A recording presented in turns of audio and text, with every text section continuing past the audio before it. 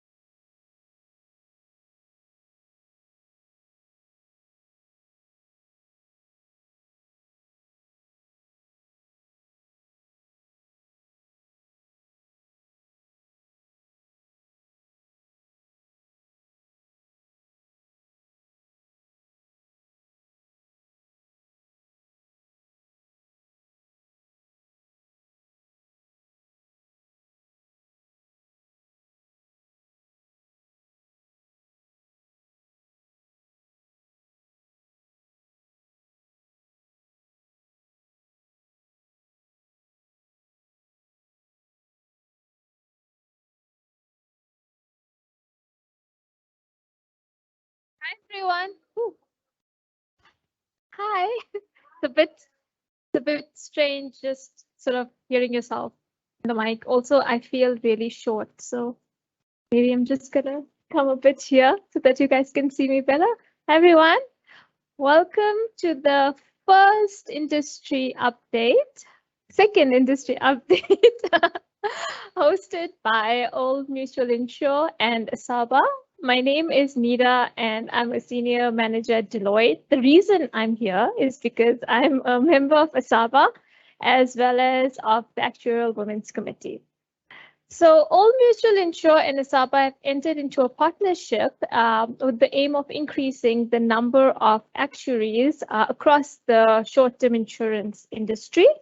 Ron will speak more to that. So just to make sure everyone knows who Ron is, Ronald Richmond, or Ron as we like to call him, is the Chief Actuary at Old Mutual Insure and is a fellow of the Institute and Faculty of Actuaries, as well as the Actuarial Society of South Africa.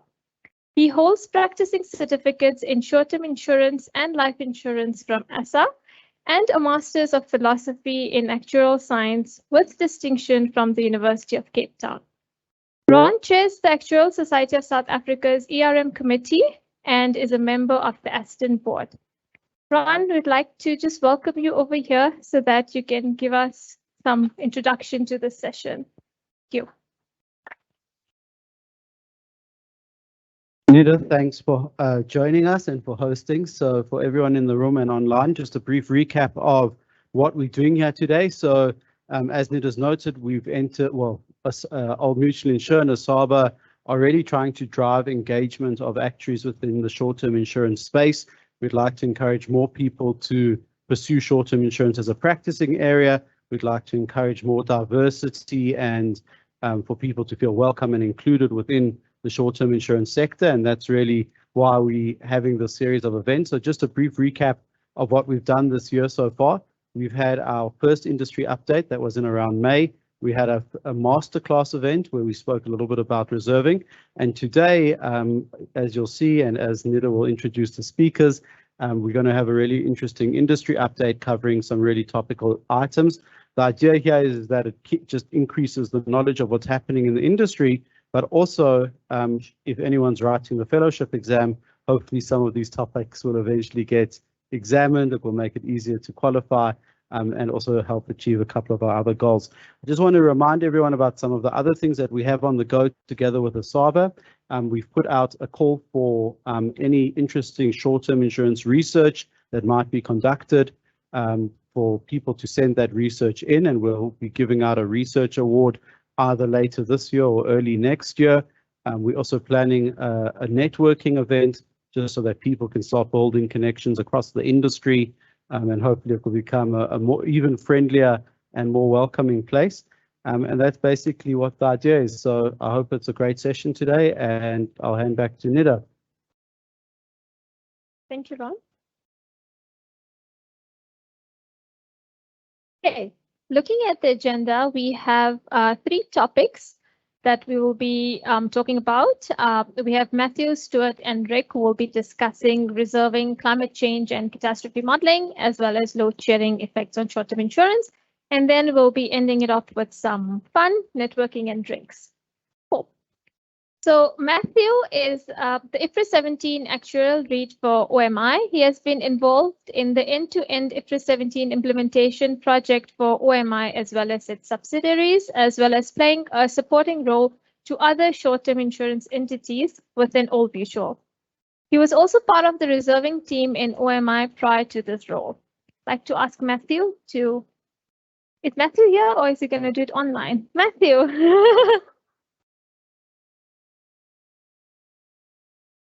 Over to you, Matthew. Maybe if you can just tell the audience here and online how you'd prefer questions, if you'd like them to just ask as you go along or towards the end of the session. Okay. I have the mic. Yeah, you can have it. Thank you, everyone. So I think in terms of questions, I think any approach can do. We can ask the questions during the presentation, or you can ask after I'm done. And Karen, I think you'll be keeping track of the questions, right? Okay. So my topic is titled Reserving in an IFRS 17 World. And this is the world that we are already in for some of us who are working with IFRS 17 every day. But I would just like to take you through the journey and what we'll be expecting as we move forward. So in terms of the agenda, I'll be covering the IFRS 17 overview. Oh, okay. I'll be looking at the IFRS 17 overview first, and then shortly afterwards, I'll be looking at the 2 types of the reserves that we have and how they are going to change under IFRS 17. So we have the premiums reserves as well as the claims reserves. And under claims reserves, I'll go a bit deeper and look at the discounting and the risk adjustment impact. And then I'll finish off with the reinsurance considerations. Okay, so in terms of the overview for IFRS 17, I have summarized what IFRS 17 is all about on a page. So yeah, how good is that? Yeah, I think the standard itself is about 200 pages, but yeah, I have it on 1 page. So IFRS 17 is basically can be classified into maybe 3 main sections. So we have the classification, we have the measurement, and we have the presentation and disclosure. So when we are talking about classification, here we are talking about the scope of the standard, under what circumstances does it apply, and after looking at what contracts fall into the scope of the standard, we also look at how do we separate any of the components, or how do we combine any of the components for measuring purposes. And then we also look at how do we combine contracts in order to measure them, because as you know, an insurance company can have a million contracts, a million policies. So we actually need some sort of level of aggregation in order to measure those contracts. So all that is covered under classification. So IFRS 17 has some guidance on how to actually group together the contracts as well as into portfolios as well as into cohorts. And then it also then looks at how do we recognize any of the contracts, as in when do we say we are now at risk. And then after that, there is the measurement. So on the measurement, the standard is basically looking at how do we measure the contracts? How do we measure the liabilities, be it the balance sheet, be it the income statement? And there is 3 measurement models, which are the variable fee approach, general model, and the premium allocation approach. So for the variable fee approach, it doesn't apply to us as short-term insurers. It mainly applies to the life companies who have some unit-linked products. So for us, the main focus will be the general model as well as the premium allocation approach. The general model is what is also known as the building block approach because it expresses the different liabilities in different blocks and is the default approach. Whilst the premium allocation approach is actually a simplification of the general model. And this one is the one that will be mainly applicable to the short-term insurers. And the conditions for looking at, for using the premium allocation approach are that the coverage period of the contracts should be 1 year or less, or the measurement between the PAA and the GM should relatively be similar. So what that means is for the very short-term contracts that are monthly or those ones that are annual, we can actually just use premium allocation approach automatically. And then for those that are over 1 year, for example, the engineering contracts and the extended warranties, we actually have to prove eligibility. So I guess in short, as a short-term insurer, and that's been the practice worldwide, most short-term insurers are actually using the premium allocation approach because it's much similar to the current approach, and it's also much simpler in terms of the disclosures and all. And then we go on to the presentation and disclosure. So this is also another area of the standard that has changed quite a lot. And one of the key changes in here is the standard seeks to provide more disclosure. The standard seeks to provide more comparability across the different companies. So IFRS 4 in itself, it was an interim standard. So as a result, it had a lot of gray area, but IFRS 17 now comes in to close some of those gaps. But needless to say, it's important to note that IFRS 17 is principle-based. But however, there are a lot of disclosure requirements which will actually enable the users to gain much more from just looking at the financials of an insurance company. And then lastly, I then look at transition. So transition is the process where we'll be transitioning from IFRS 4 to IFRS 17. And already it's in this process, we are going to be calculating the balance sheet as at 1 January 2022. So as you can see, we're already in 2022. We are already busy calculating our balance sheet in terms of the opening balance, and as well as preparing the comparatives for 2022. So what is very important about transition is it actually shows that we are now moving from an IFRS 4 to an IFRS 17 world, and we are recalculating our reserves. So depending on the previous practices of the entity, it might result in releases or increases in reserves. So that will mean some benefits or a once-off costs within the entity's balance sheet. So that's why it will be very important for us as actuaries to really choose our methodologies carefully because they will have an impact on the balance sheet. Okay. And then moving on to the measurement itself between IFRS 4 and IFRS 17. Currently, we have our liabilities, and our liabilities can be grouped into 2 categories broadly. So we have the liabilities for remaining coverage, as we know it under IFRS 17, but currently we know this as the UPR and the DEC. So this is for the liabilities for claims that haven't happened, or for the unexpired exposure. And we also have the liabilities for claims that would have already happened. And this is broadly classified as the OCR, the IBNR, and in some instances, there could be some unallocated loss adjustment expenses as well as subrogation assets. And if we take a few steps to the future, which is actually now, we have the GMM and the PAA.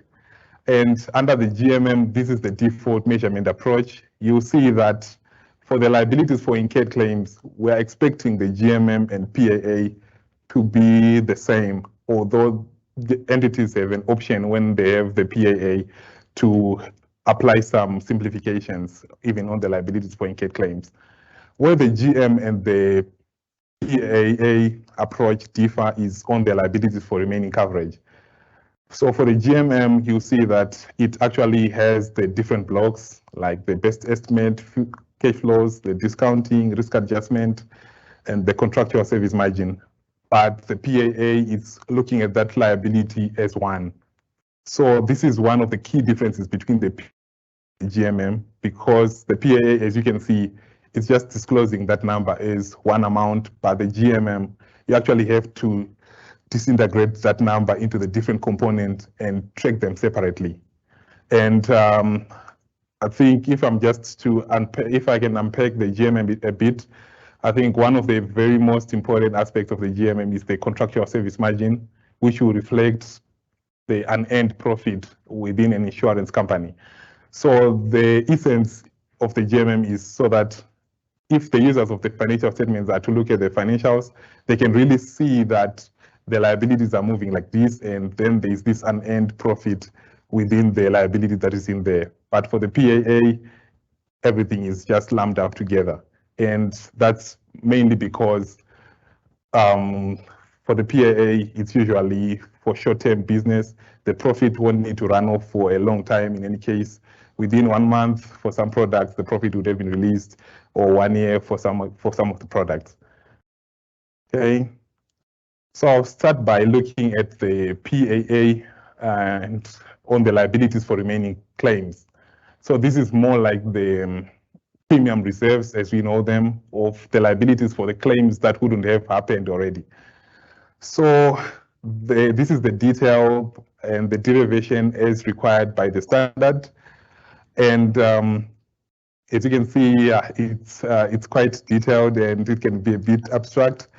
But in essence, what the standard is trying to do here on the liability for remaining coverage, if we simplify it, it's mainly looking at the UPR, net of DEC, net of premium debtors, and net of commission creditors. So one of the things that has been a challenge within the industry has been this item, which is the premiums received in the period. So the fact that IFRS 17 stipulates that we have to measure our liability this way, it actually means that we also need to track the cash flows. And that is something that has been very different to how insurers have been doing the current practice currently. And that has been the major challenge, because usually we don't track cash flows. We just look at the liabilities, we look at the revenue, and cash flows has actually been a challenge. But if we then take it, just simplifying it and looking at it as looking at the liabilities, net of debtors and creditors, then I think it can be very simpler, and that way it will be much simpler to compare even to the current IFRS 4. And I also do acknowledge that the function for calculating this liability within most insurance companies, given the simplicity of the short-term insurance business, it has been lying within finance.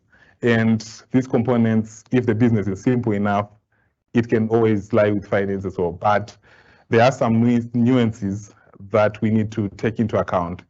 So for example, in the case that we have a business that is longer than a year, and we have business where we are receiving premium very much in advance, we actually need to take into account of the financing component. So this financing component is basically acknowledging the fact that you might have received the premium today, but then you're only going to provide coverage in 3-4 years time. So you actually have to accrete some interest to your liability rather than just putting it or booking it as the UPR net of deck and debtors. And then there's also the element of investment component, if they are there. So these items, they can be there or it might not be there depending on the nature of the company. So for the investment component, we're looking at those components which the insurer can pay under all circumstances. I think one good example for this would be under reinsurance, for example, where if the reinsurer is giving back some commission under all the circumstances, for example, let's say the sliding scale commission or the profit commission, we'll see that there will be an element of cash flow that the insurer is going to give back to the reinsurer, to the cedent. So that element, it actually has to be removed and it has to be transferred to the liability for incurred claims. So if that element is there, then it needs to be removed from the LFRC. And then I think one more important part of the LFRC is that the total liability for remaining coverage is made up of the liability for remaining coverage, excluding loss component, and the liability including the loss component. So the question will be like, what is the loss component? The loss component here, it's not a completely new concept. We're basically talking about the AURR under the current IFRS. So this is in the case where we actually expect a loss from our contracts, then we actually have to raise an AURR. But currently under the IFRS 4, what differs is the level at which we have to raise this AURR. And under IFRS 4, we are allowed to cross-subsidize between portfolios.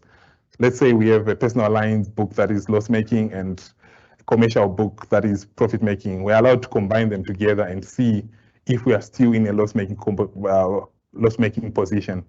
But under IFRS 17, the aggregation requirements, the level at which we have to group our portfolios, there are rules that are there, or principles rather, because it's not rules-based. There are principles that are there as to what can you combine and what can you not combine.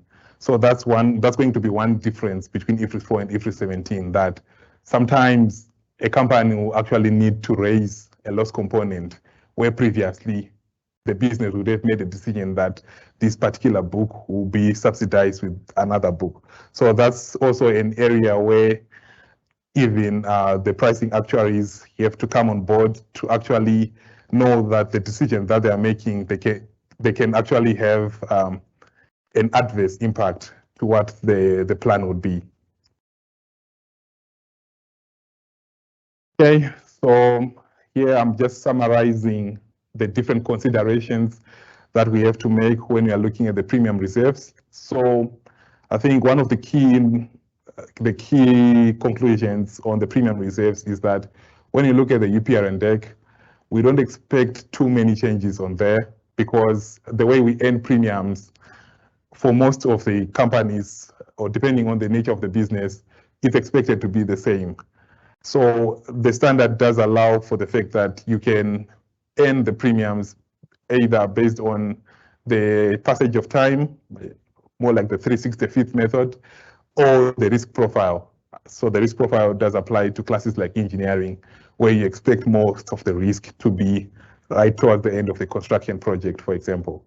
So if the UPR and DIC were already earned in that way, then we'll be expecting them to remain the same. And then the loss components equivalent to the AURR, but the further consideration when it comes to the loss component is the level of aggregation, the portfolio level. Like I said, that is if you are grouping the personal lines and the commercial lines differently, then they cannot subsidize each other. And then the other thing is the contract boundary. So when you're looking at the loss component, you have to look at all the cash flows that you expect within a contract boundary. So that is to say, if it's an annual contract, you only have to look within a month worth of contracts. If it's an annual contract, we have to look within that year, and then for multi-year, you have to raise that loss component for the duration of the contract. And then when looking at the loss component as well, you have to look at the risk adjustment and the discounting. So when you are looking at the loss component, you are basically comparing the UPR that you have raised versus what you are expecting to fork out in the future. That is the expected claims, the expected expenses, but then you also have to take into account any risk adjustment allowance, as well as allowing for the time value of money, because sometimes the claims will only be settled in 5 years. So that has to be factored into account. And then the last point is on the facts and circumstances. So when you're using PAA, the standard allows you to conclude that the contracts are not onerous or are not loss-making, provided the facts and circumstances indicate so. So this is one area of the standard which us as actuaries, we actually have to apply our judgment to be able to determine these facts and circumstances, as in what do we use to then monitor whether the contracts are in a loss-making or a profit-making position. Okay, I'll pause a bit if there are any questions so far from the audience. Okay. Okay, I will move to the liabilities for incurred claims. So for the liabilities for incurred claims, I guess this is where most actuaries get excited, because currently that's where we are actually more involved in the calculation of the IBNR, in the calculation of, let's say, the subrogation assets and the technical provisions. So the liability for incurred claims, there are going to be a couple of changes, but like I always say, the changes, they depend on what's your current approach. So I'll look at the different factors that are actually affecting the liabilities for incurred claims. And I'll start by looking at the BEL. So this is the best estimate liability. So I do acknowledge that, yeah, there are quite a lot of acronyms, and within the IFRS 17 world, we are already used to them, but I'll try to explain as much as possible if there is any acronym. So there is the best estimate liability. So the best estimate liability is, here we're looking at any IBNR, any OCR, and any ULAE, as well as any subrogation asset, if there is any. What is very important about this is it actually has to be best estimate.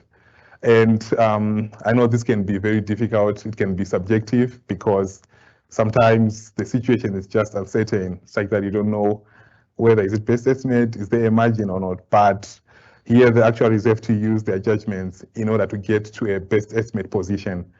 There shouldn't be any implicit or any explicit margins that are included in these numbers, because any measure for prudence have to be included in the risk margin or risk adjustment that I'll touch on later. And then the other thing is the reserving itself for IBNR is greatly expected to be the same. So I think this one is an important point. Earlier on, when IFRS 17 came about, there were some arguments that we might need to change our reserving to an underwriting year, because we have to disclose by underwriting year cohorts.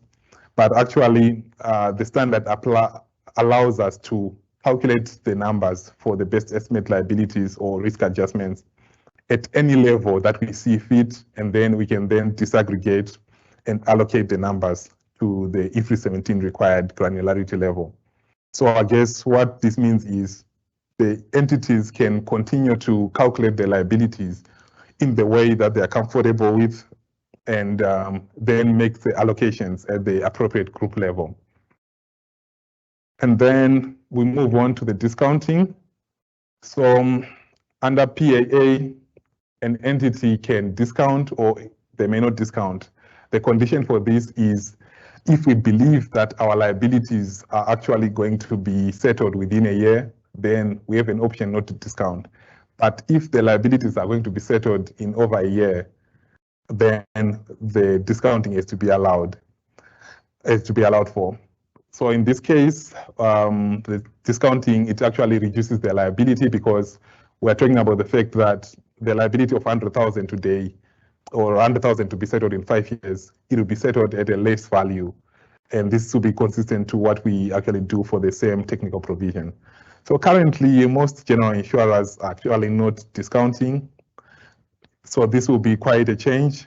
And the considerations for this will be looking at the yield curves and the claims patterns to use in order to estimate the cash flows. And then there's also the risk adjustment consideration, where we actually need to consider what's the confidence level. Is it a 1 in 10, 1 in 4 years, so 1 in 5? So those considerations. And then what methodology do you use to calculate the risk adjustment, as well as the level of diversification that you have to allow for. And then there's also consideration for the disclosures that you also need to look at, the movement analysis that is required for the liabilities for incurred claims, as well as any past versus current service disclosures. And then there's also the allocation, but for all these different considerations, data is going to play a very critical part in all this. This is because for some of the classes, for example, in reserving, we use methods like the ultimate loss ratio methodology because it's a new book of business. There isn't enough data to triangulate. So the data, but now you actually need to look at how then do you forecast the payment patterns for those classes? How do you calculate the risk adjustment? So that places some burden to the insurance companies in order to try to have as much data as possible in order to come up with reasonable estimates. And then looking at discounting, I think I've covered a number of factors already, but one of the important things to consider is the discount rate itself, as in how do you determine the discount rate that you're going to use. So one may ask, why don't we just use the return or just use the assets that we are investing in? But what we actually need to use for the discount rate, we have to use, ideally in an ideal world, we have to look for assets that exactly mimic the liabilities and then use that yield curve from those assets to discount the liabilities. But because usually we do not have those perfect assets that exactly mimic our liabilities, we then have to estimate from something that is quite similar or from a risk-free yield curve. So that's why there are two approaches, either the bottom-up approach or the top-down approach. So when you're looking at the bottom-up approach, we're looking at starting with the risk-free yield curve and then adding any illiquidity risk premium. And if we are looking at a top-down approach, we'll be looking at a reference portfolio, for example, an asset that is much closer, and then removing any considerations that that make up for the difference between that asset and the liabilities that we have. And if we are to look at the bottom-up approach where you start at the risk-free yield curve, which is the approach that has been widely adopted by most short-term insurers,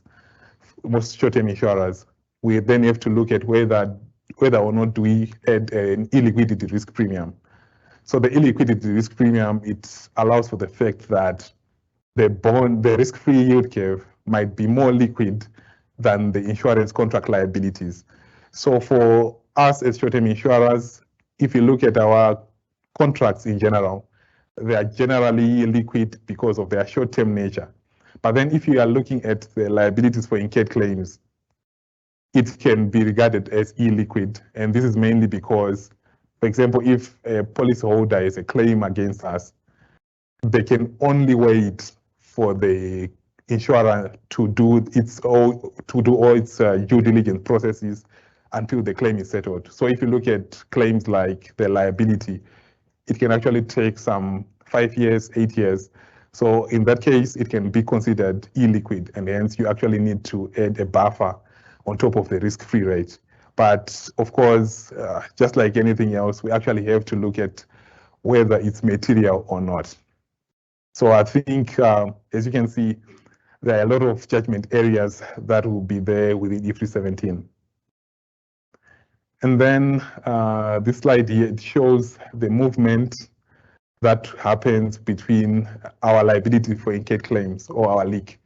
So this will be the movement between the different reporting periods. So here we have our opening balance, and our opening balance, that will be the starting balance at the beginning of the year.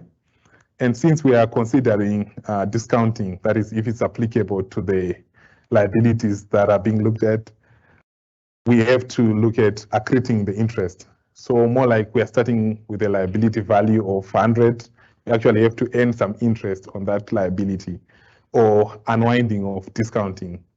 Here we're just saying that given that you would have discounted the numbers, you actually have to give some interest back as you move from period to period.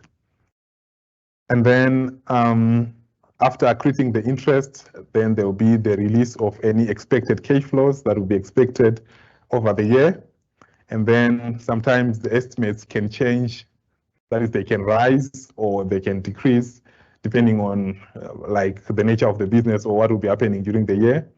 And then there will be new claims that will be incurred, as well as any change in financial assumptions. So by changing the financial assumptions, we are looking at the discount rates that we are using. So it definitely won't be a straight or a flat yield curve. It changes across the different financial years. So any change in the financial assumptions, it also has to be expressed explicitly to get to the closing balance.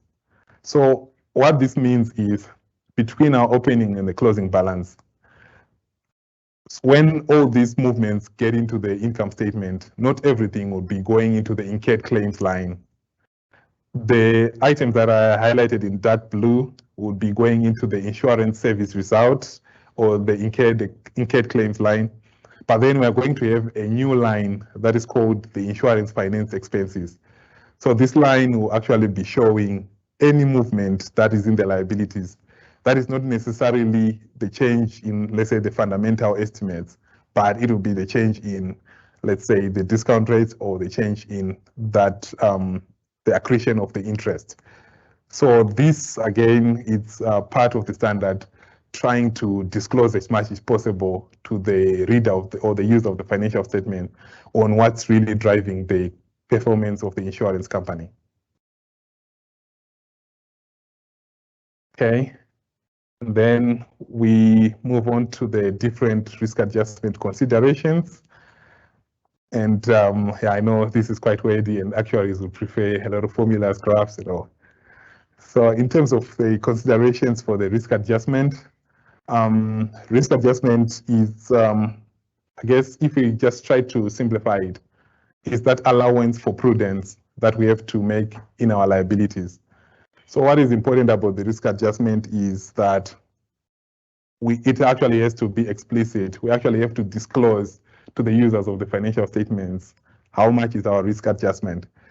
And that really then emphasizes that point that whenever we have an uncertain situation, we actually have to be very careful about what is our best estimate and what is our risk margin or risk adjustment. And what is important about the risk adjustment is, of course, we have to disclose it, but the standard is quite flexible in terms of the different approaches that we can use to calculate this risk adjustment. So we can use the cost of capital approach, which is similar to what is in the regulatory returns, or the quantile method. And so the standard does not prescribe what exactly can you use, but what is just important is whatever method you use, you have to then disclose how much risk adjustment you have. So you can actually even have different risk adjustment rates for different classes, because there are some classes where there is a lot of uncertainty and all. But at the end of the day, you then need to combine all that and disclose, like, is it the 75th percentile on an overall approach? And another consideration also is the diversification that you need to allow for. And the diversification can vary. You can look at it by different classes of business, or you can look at it by the reserve type. It could be the reserve risk, underwriting risk. And I guess what becomes a bit tricky, for example, on the entities that use the PAA is if you want to diversify between underwriting risk, which is more like premium risk, and reserve risk, how then do you do that, given that you won't be calculating the risk adjustment for the unexpired risk under PAA? But nonetheless, the company can demonstrate that the risk adjustment that we are disclosing has been diversified across the different risk types. And then another important point that is that we also need to look at the IFRS 17 requirements versus any other methodology that we would have been using. So for example, there is the urge to use, let's say, the same risk margin or the same approaches. But then you have to look at the regulatory requirements versus IFRS 17 approach. And one of the common issues that arises there is that for the same approach, it's a 1 year horizon. That is, it just looks at the 1 year ahead, unlike the IFRS 17, where it actually looks at the lifetime horizon when calculating the risk adjustment. So we actually need to look into that carefully just to make sure that our risk adjustment is actually what we want it to be. So therefore, what it means also is there has to be some alignment between the reserving teams and the capital teams if we are to use, let's say, the same methodology. Because what it means is there might be need for some recalibration of the risk adjustments.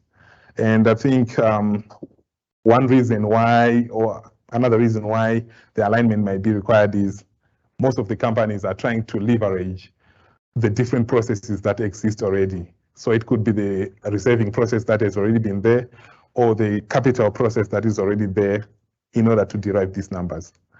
So that touches on the point on trying to look at the practicality, the cost, and the effort. That is to say, you might want to do something fancy, but you also need to look at the value that you are going to get from it. So that's why usually it's more practical to try to look at what is already existing and try to see if we can leverage off that. Okay, I'll conclude by looking at the reinsurance considerations. It's not a lot of them, but the main point is reinsurance will be looked at the same way as we look at the underlying contracts. And one important thing is whenever there is a loss component on the underlying business, we actually have to allow for the loss recovery component. So this loss recovery component is just to acknowledge the fact that for those contracts which you are expecting some losses, where it's covered by a reinsurance contract, you actually can recover some amount from the reinsurer. So this way, there is also some subjectivity as to how then do you really apply that recovery in order to recover some of your loss component. But in terms of the guidance from the standard, we can only recover from the proportional treaties rather than recovering from all the treaties that we have. So that's one key restriction. But then I think another thing to note also is to just check the terms of the treaty, more like is it risk attaching or losses occurring, because the loss component looks at the future losses. So it's important to note that any reinsurance component or reinsurance contract that you need to recover from will actually be active at that point in time. And then in terms of the risk adjustment for reinsurance will be looking at how much risk are we passing to the reinsurer. So this could be a different concept as currently is there, because I think currently in some entities we look at we only allow for the risk margin under the gross and not allow for any risk margin under the reinsurance because we'll be looking at prudence. But under IFRS 17, we actually have to do everything explicit. We have to have the best estimate for reinsurance, and then we also have to look at how much risk are we transferring to the reinsurer in terms of the risk margin. That is to say, if you are having a risk adjustment of 100,000 on gross, then for insurance, we actually have to acknowledge the fact that you are going to recover some of that 100,000 from the reinsurer. And then that's what the risk adjustment for reinsurance will be representing. So that brings me to the end of my presentation. I know it's been a mouthful, so I'll ask for if there are any questions from the, yeah. Thank you so much, Matthew, for actually, taking us through and it all the way. Thank you so much. So we have a number of questions, so we may not be able to get through all of them, but I think we can put replies in the chat. Okay. So the first one we have is from Vidya. Yoshi says, how does leak differ when accident year or underwriting year basis is used for reserving? What would be the transitional impact from IFRS 4 to IFRS 17? From your discussion around, you can continue the way you're doing and you allocate. What's the impact when between accident year and underwriting year basis? Yeah, so thanks for the question. So one important thing to note is that the leak is actually required only at a portfolio level. So initially, that's where there were discussions about, does it need to be at an underwriting year level, at a cohort level? So the leak is actually required at a portfolio level. So what is important to note is the same way the accident year actually does suffice in terms of calculating that leak. And then the other important factor is that when we look at calculating the liabilities at an underwriting year, it actually introduces the aspect of unearned reserves that we would need to then split out from those reserves. So underwriting year triangles will actually bring about that complexity that the reserve won't only be the leak, but it will include some component of LFRC. So hence, that's the complication that we'd want to get away with. Thank you. The next one is from Wheeler. Can the decision to discount on or not be different for different cohorts of business, or is it made once and for all, across the entire business? Or can you differentiate? Yeah, that's an interesting one. I'd like to think, and we can make those decisions based on a portfolio, but I think it then makes it difficult when you're looking at consistency within the group or within the entity. So I would say it's possible to do it at a portfolio by portfolio basis, but I think it would be best to make the decision on an entity level so as to ensure consistency. I'll just take two more so that we can continue with the other one. Okay. Readers also asking, when are locked-in discount rates used? Okay, so the locked-in discount rates, they are mainly used for the CSM calculations under a GM calculation. So that's the main use of the locked-in discount rates. And they're also used when we are accreting some interest onto the PAA if there is any financing component. So that's when we use the locked-in rates. And by the locked-in rates, we are looking at recognition of the portfolio, what's the discount rate that applies then. But for the liabilities for incurred claims, we use the current rates rather than the locked-in rates. Thank you. Last question I'll take. We'll answer the other ones in the chat from Nelda. Thanks so much for a good IFRS 17 presentation. I agree with the statements made around practical issues to get premium cash flow data to determine the LRC, but a way to overcome it is to leverage existing data or finance processes and construct the LRC from UPR, DAG, premium data, etc. I have a question on the reinsurance risk adjustment, especially in the case of non-proportional treaties, where proportional scaling from gross would not make sense. Any ideas for a pragmatic approach to determine the risk adjustment for a non-prop treaty? Yeah, so for the risk adjustment for non-prop treaty, it can be very tricky because reinsurance data can be quite sparse.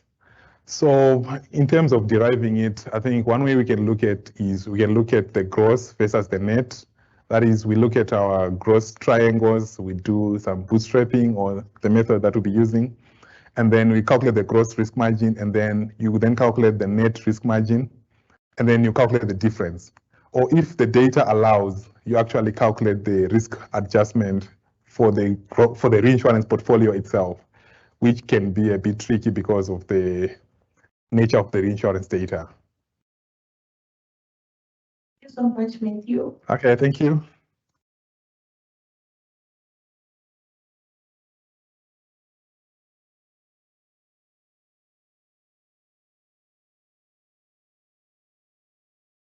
Topic is on climate change and catastrophe modeling. Stuart is an actuary working at OM Insure for more than 15 years, currently heading up capital modeling and optimization. He studied at Wits and went straight into OM Insure as the first actuarial student at the company and has worked in a variety of practice areas during his career with a focus on reserving and capital. Thank you, Stuart.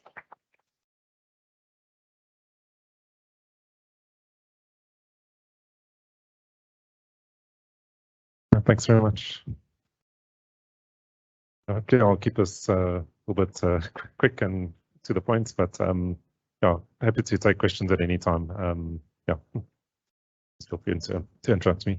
The basic idea is we're just going to go through kind of what catastrophe modeling is, why we do it, a little bit of a look at the historical cats we've seen in South Africa, some of the advantages and how the models will actually work, as well as touching on a few limitations. And then at the end, we'll look at a little bit of climate change type stuff, as well as a kind of evaluation of how you use CAT models with climate change or assessing climate change. Yeah, so the basic idea is with CAT modeling is it's kind of the science of making probabilistic predictions of financial risk, both for natural and non-natural catastrophe events. The goal is to kind of predict the future losses from as a portfolio or an individual risk. And the models are effectively designed to answer a few questions like where you could get future events, how big could they be, or how often would they be there, and what's the potential damage from those. Why do we do it? We want to anticipate the likely severity and potential future catastrophes, so that we can adequately prepare for the financial impact. The models are used extensively by insurers, reinsurers, as well as governments, and in some cases capital markets. Just a few examples of some of the major catastrophe risks that we and the rest of the world worry about. So hurricanes are much more significant risk in other regions. We do get a little bit of tail risk from hurricanes coming from the Indian Ocean, but for the most part, they really hit Madagascar and the rest of the coast of Africa. Only very occasionally do we get, I suppose, a significant wind damage from them, but we often get the remains of a hurricane or a cyclone coming across South Africa that releases a lot of rain. Flood risk is a major one in South Africa. Earthquake as well, although recently we haven't had any major events. It's actually considered the peak risk or biggest cat risk exposure in the country. And then hail, I suppose, is also a frequent one with varying degrees of damage. You get some really interesting impacts with hail. Sometimes you get a high volume of small hail causes a huge amount of damage to properties, no damage to motor, and vice versa. If you get really big hailstones, you get a lot of damage to motor, and really big hailstones, you get damage to both property and motor. It just goes straight through the roofs of houses. Wildfire, also interesting one. Till recently, we had a few wildfires, but the Knysna one, I think, was one of the biggest we've seen. And winter storms are, again, not really an issue in South Africa, but a big deal in other places in the world. And then, of course, man-made tourism or just accidental explosion is also an issue. So just looking at kind of a view of, I suppose, the last 40 years or so of which risks caused a lot of damage. You can see a flood and storm are big, a bit of wildfire, droughts. Earthquake actually here looks really tiny, which is interesting. If you were to look at sort of like an experience analysis, looking at your last 10 years of pricing data, earthquake would probably not even show up as a major risk, whereas it's actually one of the biggest drivers of cat risk in terms of the size of the loss anyway. I'll spend a bit of time on some of the advantages and uses. So the primary one is on pricing. You can kind of look at, from a cat model, what's the expected cost of catastrophes and build that into your pricing of your cat risk. For portfolio management, so trying to see if you combine two portfolios, how does your cat risk change? Also managing your overall portfolio risk exposure to catastrophes. Underwriting risk selection, so effectively at the point of underwriting a risk, do you want to load it with a premium, decline the risk, depending on, for example, if you have a whole lot of properties at one location that's really exposed to flood risk, and you get a quote for another property right next door, do you really want to accept that? If you have a really good feel for your data and catastrophe risk exposure at that location, you can then choose to decline it. Quantifying losses, often if there wasn't a loss event, all the insurers and reinsurers very quickly want to run the event through the catastrophe model to see what the likely loss could be for their particular portfolio.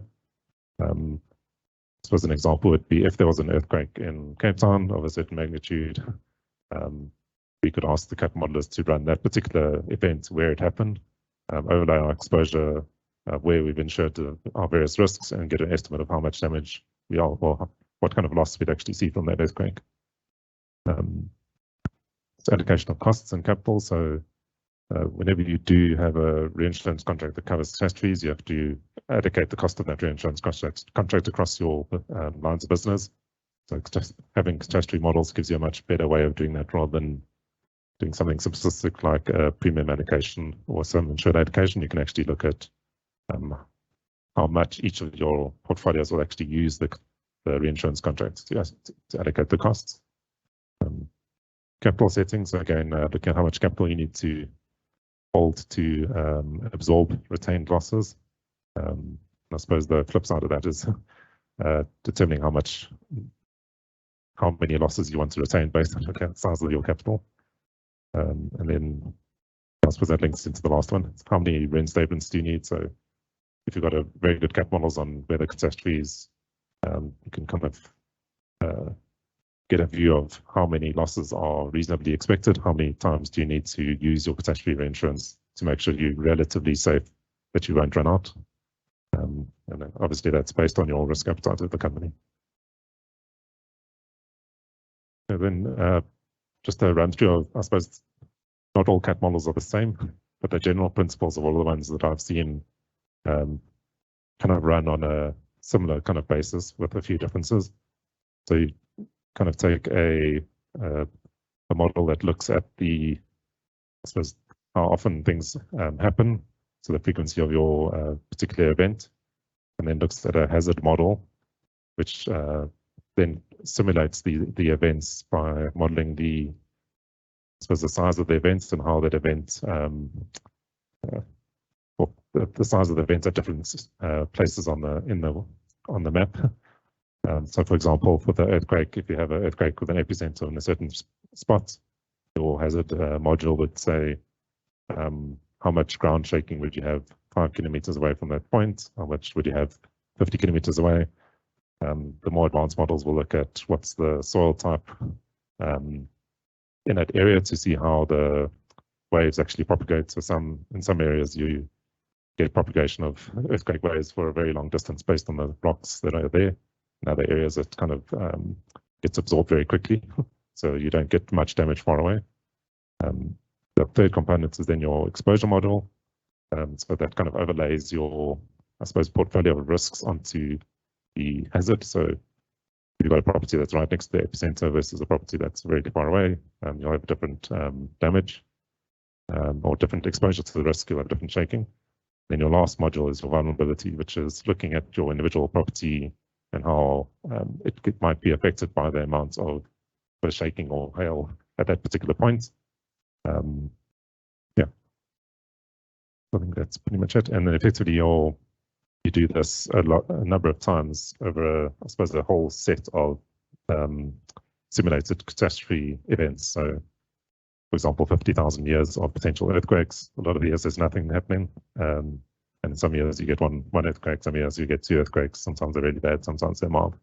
And if you effectively run your exposure through that whole 50,000 year simulation set to get a view of what could happen to your portfolio. But just to put this in a little bit of a picture, especially the hazard module and the exposure module. So you'd overlay one event. So for example, this is the ellipse for potentially a hailstorm, a very localized one. And then your exposure model would overlay like which properties you actually insured that you can see some of them are outside the hazard area, so they didn't get hail, and some of them are inside. And this, I suppose, assumes that you have the exact location of your properties. And so that when you do your vulnerability assessment, you can say these 3 properties were affected by the hazard based on the characteristics. So the ones that looks like a warehouse, the one looks like a big house, a normal residential one, so it could affect them differently. So then just going into a little more detail. So for example, if the one property is I suppose, fairly modern warehouse in a built-up area, so you've got a lot of, I suppose, paving and parking lots around it, versus another one, which is a wood factory, potentially near the edge of the forest, and you had a wildfire near those properties, it would affect it very differently. So, for example, the modern factory, everything's made of metal, it's not very flammable. Got fire suppression systems in place with connection to mains, so mains water. So if there was a fire that got into the factory, effectively the water can put it out pretty quickly. It's the fire that I suppose is coming from outside of the factory is actually further away from the risk, because you've got a little bit of a buffer with the parking lots. You could have excesses in place, so the first few thousand or million of the loss could be payable by the client. And in some cases, there would be minimal damage, and you may not actually have any loss claimable from the insurer, versus the wood factory, where the factory itself and everything in it is very flammable. The fire is right on the edge of the property, you could get a large loss. You could have no deductible, for example, so the full loss goes to the insurer. Yeah, so you get very different effects on different properties. I don't know what else. Okay, sorry about the title there. So there's just going into a little bit of the terminology used when you're looking at outputs of the CAT models. So the one, I suppose the one is the AAL, or the average annual loss, which looks at over a very long period of time, what's the average amount of the average cost you'd expect from this particular peril. So, for example, if you have 100 years and there's one earthquake of 200 million and nothing else, your average loss per year is then just 2 million, as that's your average annual loss. So it's giving you like a long-term expectation of the cost per from this particular peril. You get your AEP, which is your aggregate exceedance probability.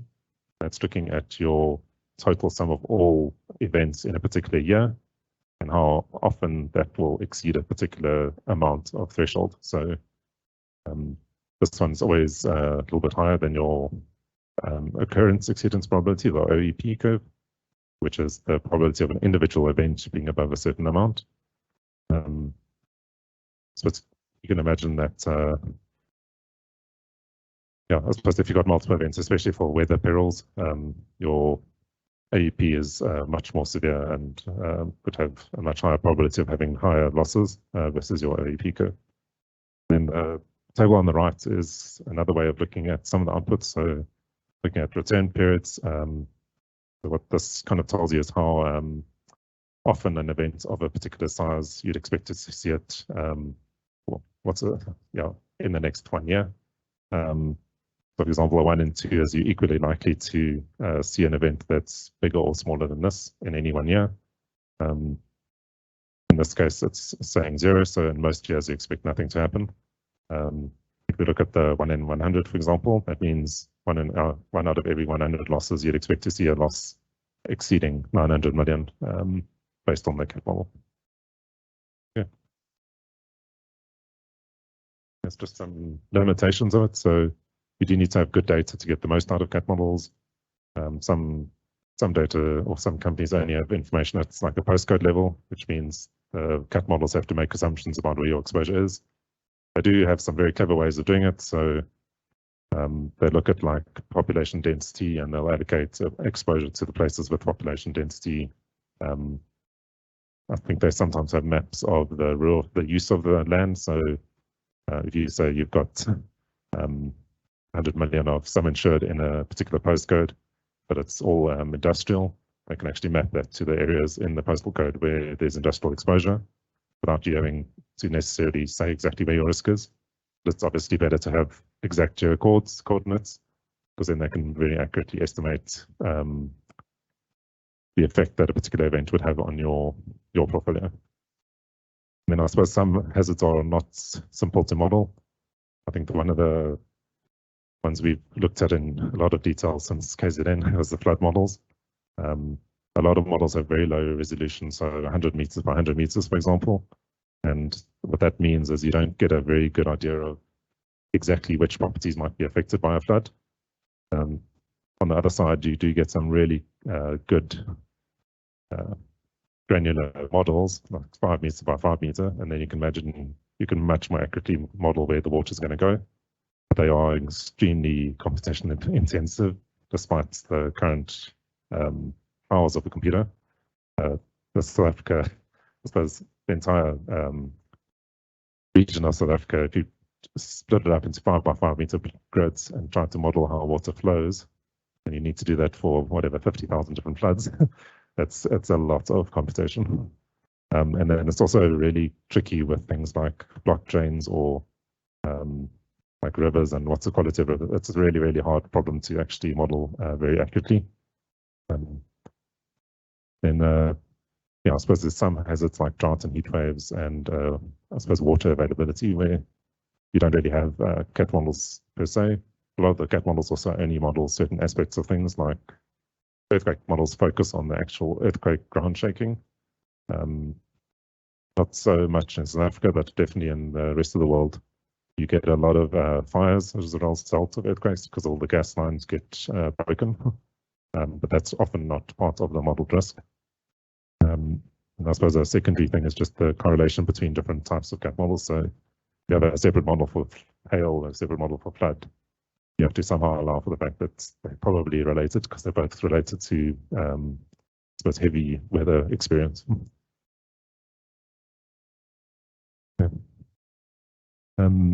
Yeah, then I'm just going to spend a little bit more time on the reinsurance considerations. So some of the key things that you can look at is how do you want to layer your reinsurance contract. So a lot of the reinsurers have an appetite to reinsure certain types of risk. So some reinsurers don't mind getting recoveries quite often. Others want to play right at the top of your reinsurance layer where you only get a loss once every 50 years or so. So having models of how often you expect to get losses at the higher levels or the lower levels helps you split your reinsurance contract into layers that I suppose the reinsurers are then happy to take. Helps you determine your CAT limits, both I suppose the deductible and the limit. Just making sure you don't buy too much, and also make sure you buy enough. Yeah, it's a tricky one, especially with things like climate change, where things are changing and people are seeing things they definitely didn't expect a few years ago. I think it's quite dangerous to buy too close to I suppose what the models say, unless you I suppose are pretty confident that the models are allowing for enough climate change in their parameterization. Some of the other interesting things you can do is look at what regions are driving your losses. So if you've got a whole lot of results for your CAT models, so for example, earthquake, you see that, for example, Joburg is your peak exposure because you've got a lot of properties insured in Joburg. It can drive behavior like, let's focus on growing our portfolio elsewhere so that we don't have to buy more CAT cover. We can buy the same amount of CAT cover and potentially offer a little bit of a discount in other areas. And then the final 3 slides are just on climate change.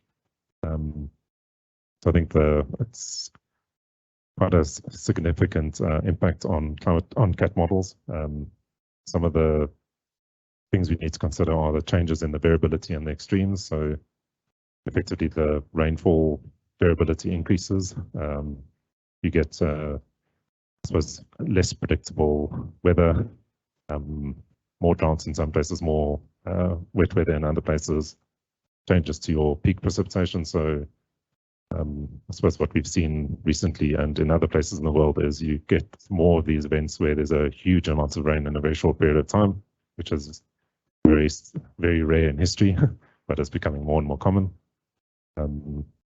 Changes in the storm behavior and where they occur and how often heat waves and wildfires and pollution events, I think with heating and drying of certain areas, you kind of get a compounded effect of that. There's also some interesting stuff with there's not like the time-dependent nature of things. Often you do see things where you get a heat wave and a drought followed by very heavy rains, and because the ground is, the vegetation is then dead, the rain just runs off, and you get, effectively a drought turning into a flood rather than, effectively just a reasonable rainfall every year. You do also get shifts in climatic zones and potentially longer term trends on that. And I suppose one of the things that I think most models don't address is the risk of an abrupt or singular change, and things like the circulation of the ocean current changes or the shift in where the tropical cyclones actually form and travel. I think that, I don't think that's in the scope of most models. It's definitely a risk. So in terms of evaluating your climate change risk, so effectively some of the regions are going to be more or less exposed to both on the frequency and the intensity of events. I suppose what this means is that your hazard is not a static thing. You actually need to assess the change in your hazard in your CAT models. So effectively the best CAT models actually look at the trends in climate risk to determine how to change their base CAT models to try and reflect that risk. And a lot of them allow you to do things where you've got all these climate models that project changes in participation, changes in temperature, and they overlay those changes and express them in their CAT models. So you can kind of get put your exposure through the CAT model to see this is your base exposure. In 50 years' time, this is what you'd expect your losses to look like. 100 years' time, this is what you'd expect your losses to look like, given the scenarios for climate change in your particular area. Okay. And then, sorry, this is, I suppose, an interesting one. It actually shows the tracks of all the historical cyclones. You can kind of see the difference in the risk for Madagascar versus South Africa. What I think is also interesting is a lot of these events, you can kind of see they kind of stop into Mozambique, where they stop being classified as I suppose, a cyclone and get downgraded into a storm. I think with climate change, you could get them being more powerful as they hit and then go reaching further in. And you could get a few coming into South Africa as actual cyclone class events. So I think, just I think it's really important to consider the impact of climate change in your CAT models. They do give you a good baseline of risk, a baseline view of risk, and by effectively adjusting your stochastic events, you can get a view of, or a window into the future risk that you might experience from climate change. Okay, I think that's pretty much it. Thanks. Happy to take some questions as well.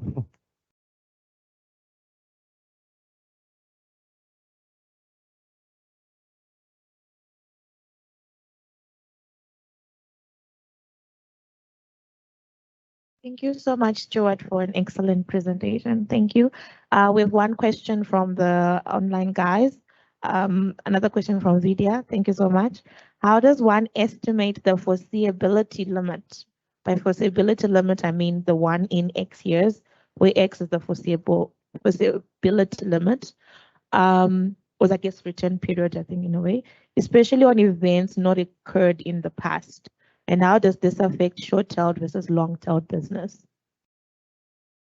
So how does one estimate this limit, especially for events that have not occurred in the past? And how does this affect short-tailed versus long-tailed business?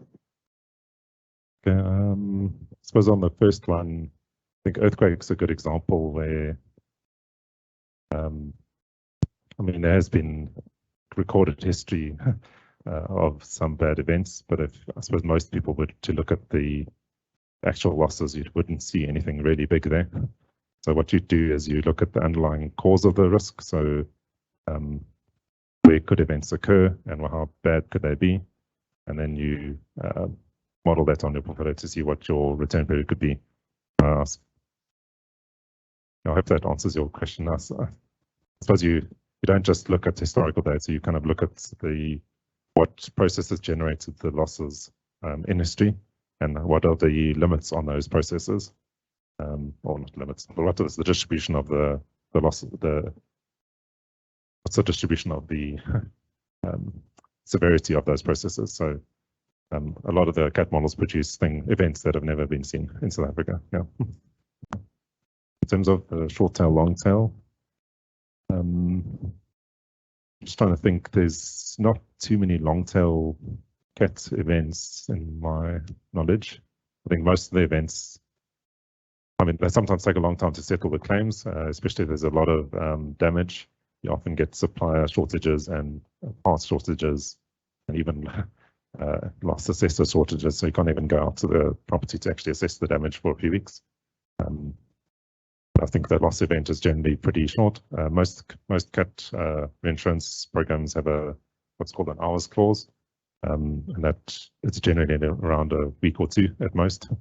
So it's kind of saying that the event happens, and then effectively it's a matter of estimating how much it actually cost, rather than, I suppose you do get a bit of uncertainty, but I think you have a fairly good idea of what the loss is going to be, given you've got CAT models, given you've got people going out to assess the damage very quickly when you have a big event, especially. Yeah. Thank you. I think we have one more. Just getting to it. Interested in drought CAT. This one is from Vuile. How do insurers estimate exposure to this? Recently, Sasria also expressed this to be their top emerging risk. So on drought CAT, how do insurers estimate exposure to this? Also, like I said, that's one of the, I suppose, limitations is there's no real or really good models for drought. But I think that at the same time, it's only a few niche insurers actually are exposed directly to the drought peril. So insurers that insure crop in particular, I think there are secondary effects of drought like fire, and there are, I think, slightly better models. Yeah, I think for Sasria, that's definitely an issue. I think in the general insurance market is probably less so. Yeah, I suppose, yeah, they're going to have to, I think the industry has to figure out a way to model those a little bit better, or do some research. Maybe it's a good opportunity to do a research paper or run.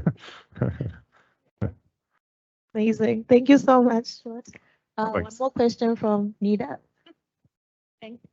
I was just wondering, with the change that we're observing in global warming, climate change, all of that, do you feel catastrophe modelers, those who are actually building these models, are considering sort of the change sufficiently, or are they doing something that maybe just we don't know about in those models?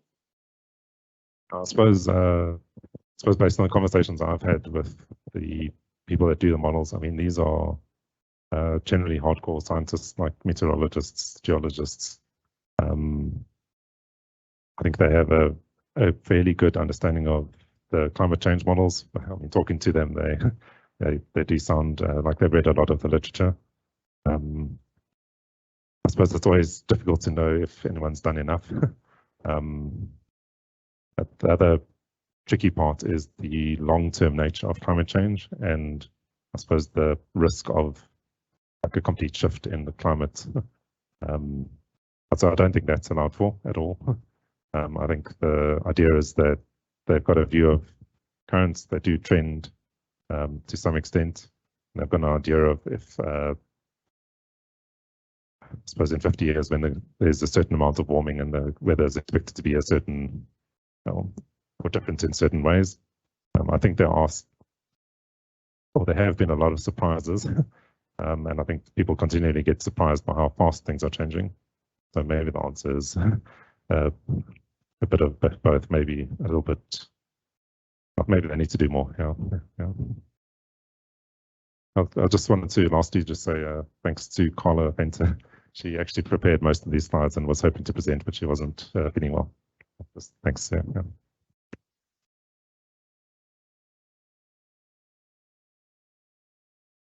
Thank you so much, Stuart. Your presentation was definitely more interesting than what the F203 notes contain.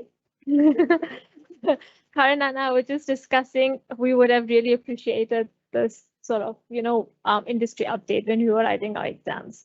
So thank you so much. Moving on to the last presentation for the day. It's on load shedding effects on short-term insurance by Rick. Rick has been in the short-term insurance industry for just over 10 years and has been part of the OM Insure team just over 9 years. Rick, what were you doing in that 1 year? His main focus during that time has been actuarial pricing and currently heads up the personal lines pricing team. Rick? Yes, thanks, Nita. Got a mic. I do have a mic, yes. You're going to keep that one. Thanks. Where's the clicker? Thanks.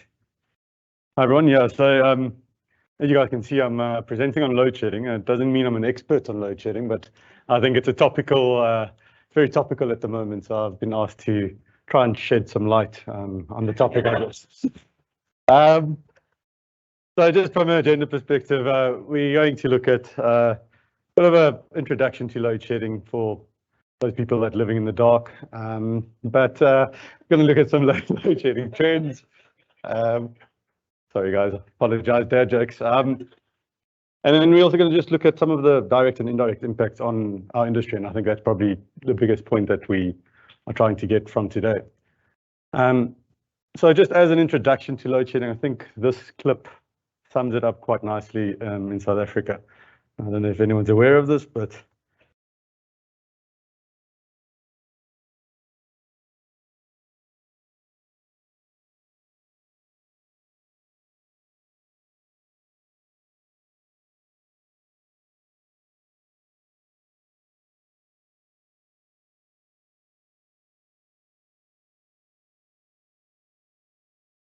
so yeah, I think that doesn't necessarily sum it up, but it shows quite how unpredictable things can be with load shedding. So I found that a very interesting clip. And just from a load shedding definition perspective, I actually try to pick up some definitions. And initially, I thought load shedding is a pure South African term, but apparently it's not. So I've got a couple of definitions, and I'm just going to read this first one: the deliberate shutdown of electric power in part or parts of a power distribution system, generally to prevent the failure of an entire system, obviously when the demand strains the capacity of the system.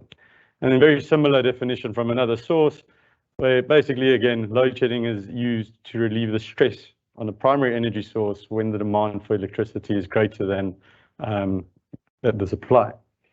So the reality is in South Africa, yes, we also have the deliberate shutdowns. I think there's also other issues that at play, but the way that we kind of in South Africa, or we Eskom in South Africa has tried to accommodate load shedding is through the different stages. And I'm not sure if everyone's aware of what the stages actually entail. I find it quite interesting, so I decided to add it in. So for stage 1, it actually looks at a load reduction of 1,000 megawatts. So just from a kind of details perspective, that gives us 3 times a day, 3 times over 4-day period for 2 hours each.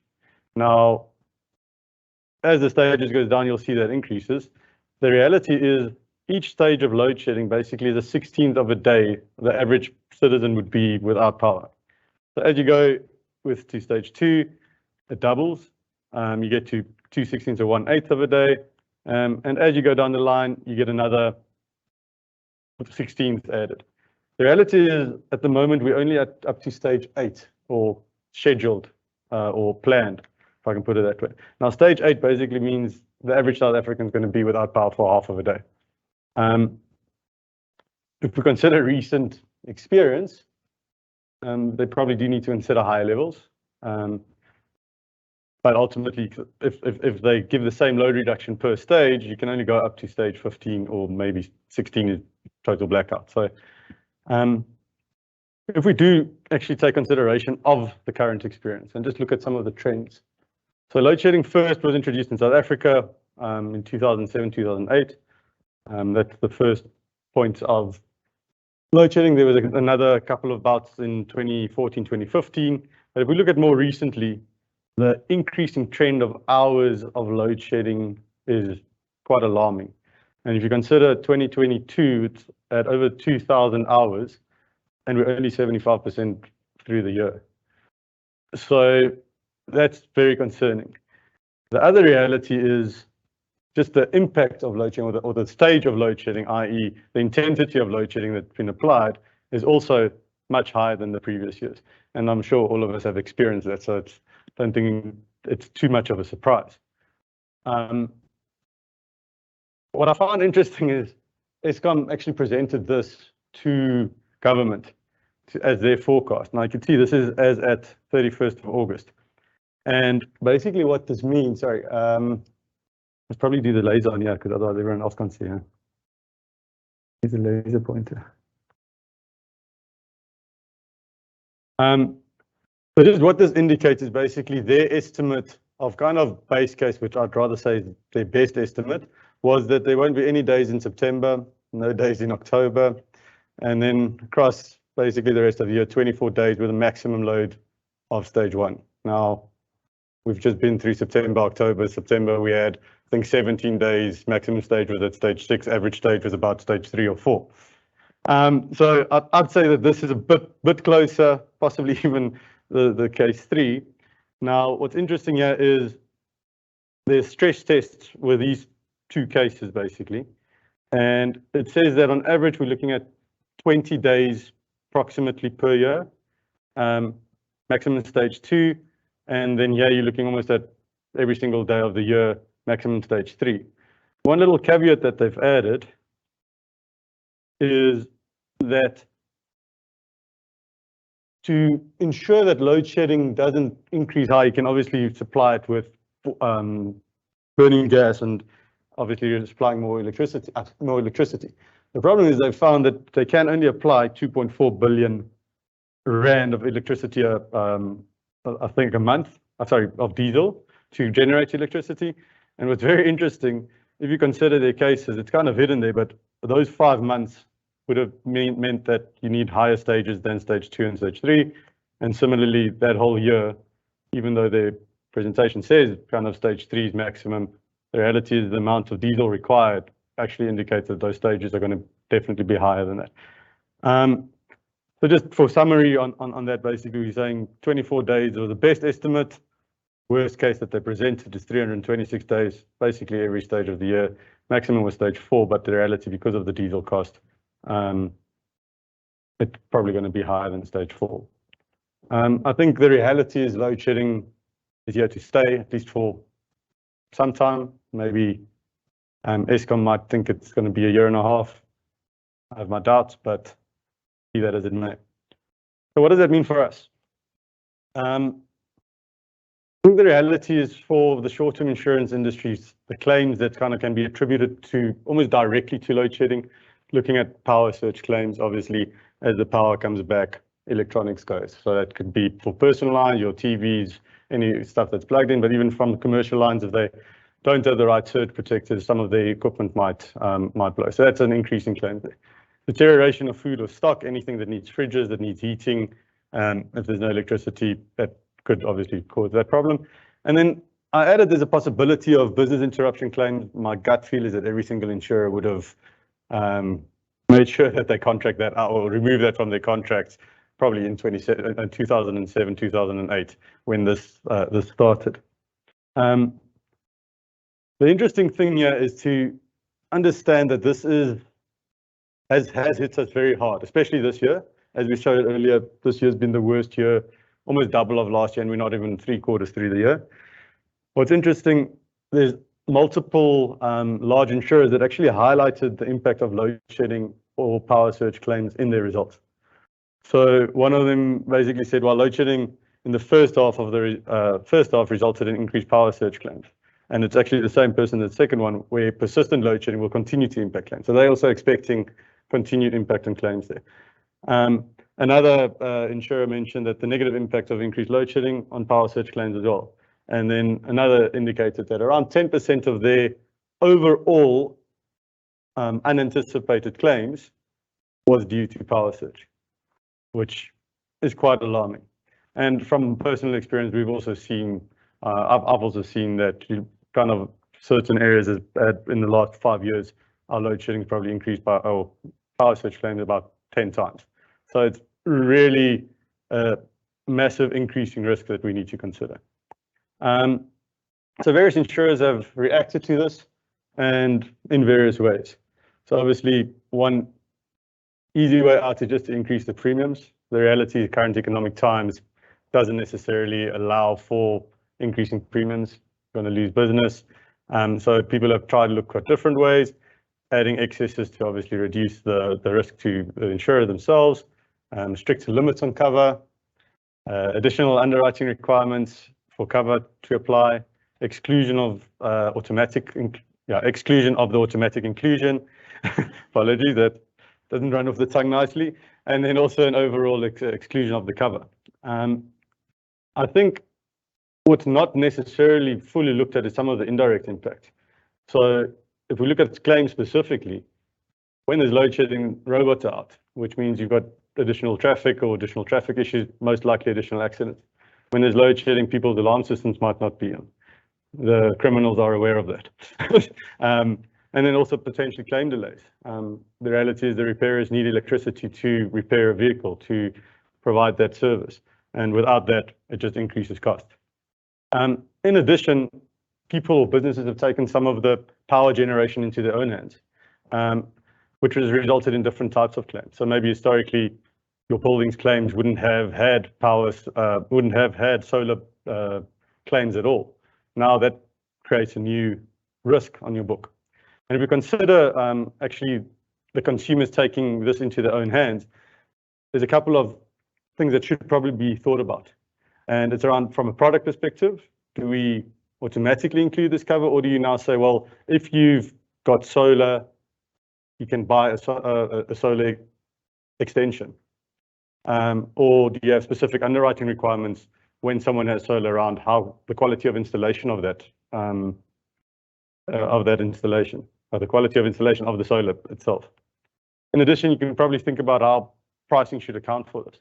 If you think about, if we stay with the solar example, the different perils that's going to affect it. So theft can actually affect it. People steal solar panels because now it's become a commodity or something that they can actually sell. Obviously, weather-related perils, it's stuff on the roof. You might have a reduced impact on your power surge claim that we spoke about earlier. You've got potential additional fire risk because the installations are poor. So there's a lot of thinking that has to go through as to how product must change, underwriting processes, pricing must change for that.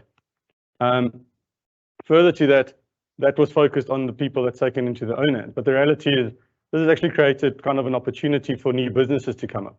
New businesses means there's new potential risk that's going to come on, and we need to think as an industry as to how you want to underwrite that new risk.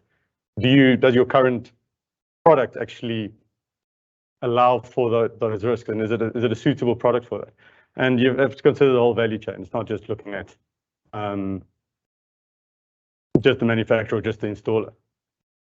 Then if we go to worst case scenario, and it's kind of just a food for thought, this is obviously total grid failure, total grid collapse can happen. And it's estimated that that's going to take a few weeks to actually recover. And whether that's even accurate might be debated. I think there's various people that have different views of that. But I think as an industry, we must probably give that some thought around how would that impact us as a whole, and how would we allow for that? And that's me.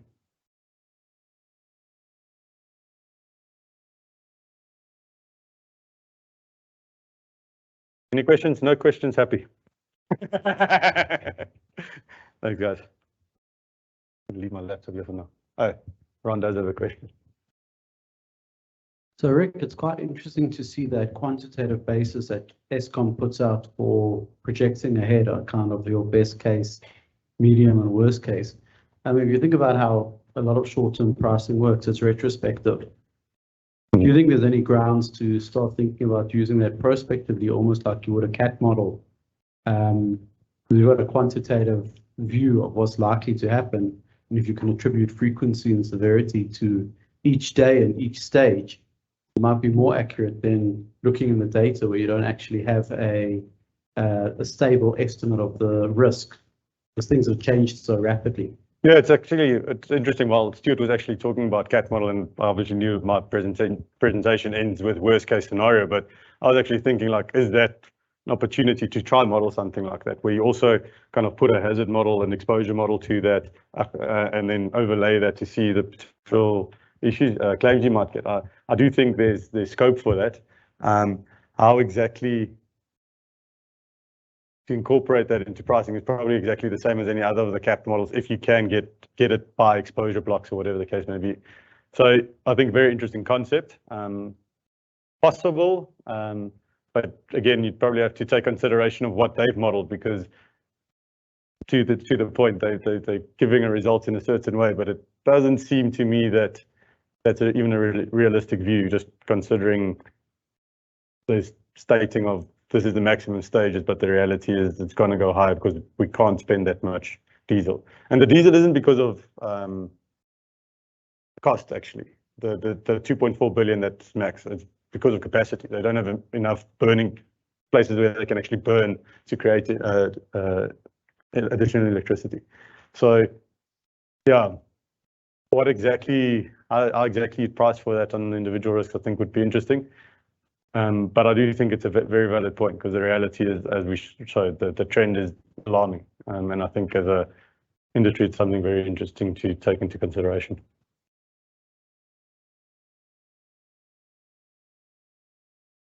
Wait for the mic. No, it's more for but it's more for the people online. Okay, cool. I just wanted to ask, for the current models, have we allowed for these power surge claims? Have we made some kind of adjustments already? So because of the forum, I'd rather not answer that. Meaning we can have an offline discussion. Obviously, there's an open crowd. Yeah, it's not just personal Old Mutual Insure people. So, but we can have a discussion about that offline. Cool. Sorry.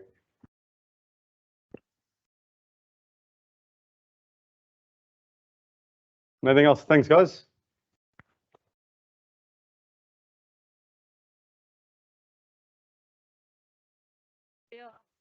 Presentation and the dad jokes, they were appreciated. Thank you so much, and special thanks to all the speakers for giving us such insightful presentations, and to everyone who's joined in person and online for making it such an engaging session. We now have some drinks, which is just in the room next to the auditorium. So looking forward to engaging more with you there. And thank you to OMI for hosting the session person and making your auditoriums available. Ron, would you have any parting words? No? Okay, cool. So thank you, everyone.